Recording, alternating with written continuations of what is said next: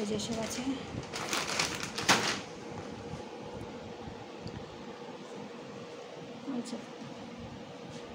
কি ওকে দেখাচ্ছি না, আমি প্যাকেট দেখাচ্ছি। ওর মধ্যে আছে মানির খাবার, খুলছি আগে, এগুলো দেখিয়ে নিই। আর এই যে এটার মধ্যে মানির খাবার আছে, দেখাচ্ছি।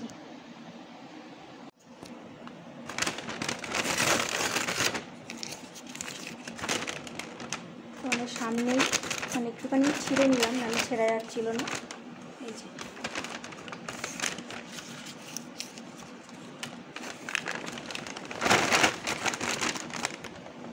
বার করে নিই, এক হাত দিন হলে বার করা যাচ্ছে না। এই যে আমার মানির খাবার, এটা 1 ইয়ার প্লাস বয়স, মানে 1 বছরের ওপরের। এটা 1 কিলো 200 গ্রাম আছে ওজন। আগে একটা যেটা নিতাম, আগে আমরা ওর জন্য অন্য খাবার নিতাম, এখন এটা নিচ্ছি। আর ওর জন্য এটা নিয়েছি আর এইটা নিয়েছি।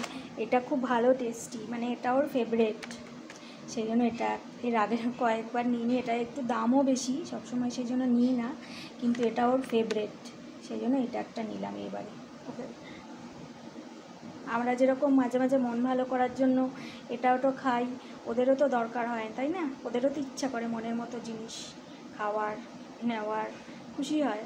ও এই প্যাকেটটা খুব চেন, এটা দেখলেই খুশি হয়ে যায়, তাই জন্য নিলাম।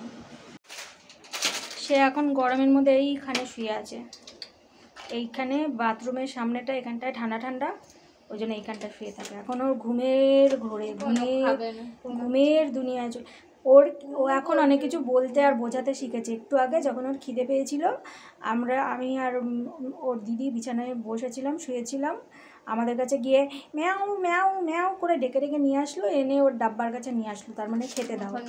তারপরে খেতে দিলাম, খেয়ে দে এইখানে চিৎপটাং শুয়ে আছে।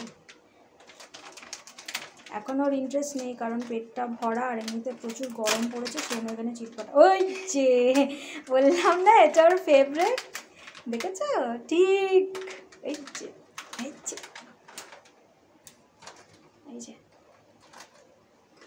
এটা ওর ফেভারেট ক্যাট ফুড। কিছু হচ্ছে নাকি, গন্ধ বেরোচ্ছে? প্যানকেক বসিয়ে উড়ে যাবে না তো?